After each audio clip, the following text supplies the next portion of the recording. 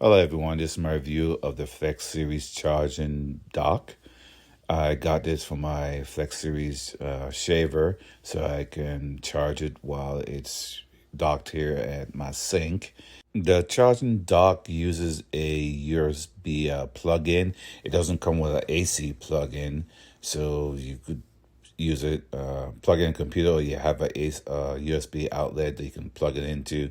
So that's the only downside about it, but it's still a good dock that it charges it's easy to remove it from the docking station and place it back into the docking station.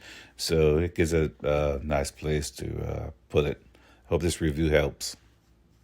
Hello everyone, this is my review of the FlexSeries Charging Dock. I got this for my FlexSeries